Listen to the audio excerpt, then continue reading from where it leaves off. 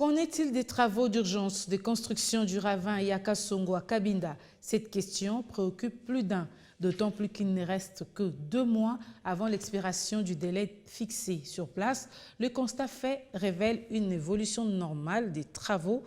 Le gouverneur de Lomami, qui s'y était rendu le week-end, s'est dit satisfait de la qualité des travaux exécutés par l'OVD avec le financement du gouvernement central. Regardez.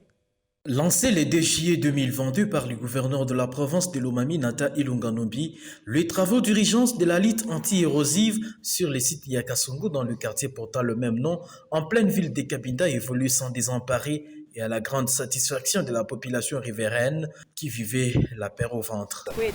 Nous sommes contents de voir ces travaux évoluer normalement. Nos parcelles étaient déjà menacées. Nous disons merci au président de la République, Félix-Antoine Tshisekedi Tshilombo, pour son souci envers la population. Au gouverneur de Provence, merci pour le suivi quotidien de ces travaux. Ces travaux ont bénéficié ce samedi 22 octobre 2021, la visite surprise du gouverneur Nata Ilunganombi. Ce dernier s'est dit content de l'évolution de ces travaux. Le constat est plus que satisfaisant.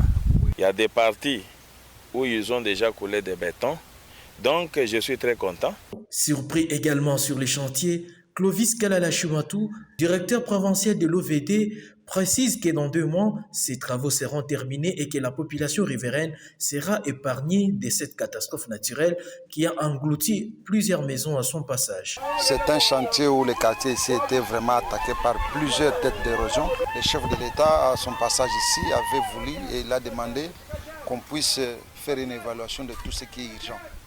Pour notre chef-lieu de Cabinda, nous avons choisi ce site Yakasongo. Et vite là, le président a donné l'argent. Nous sommes dans l'exécution pour arrêter la progression de toutes les têtes de ravins de ce quartier. Nous sommes déjà au-delà de 70%. Élevé à hauteur d'1,237 059 102 francs congolais 90 centimes, ces travaux sont financés par le gouvernement central à travers le FONER et exécutés par l'Office de voiries et drainage sous le contrôle du Bureau technique des contrôles BTC en sigle.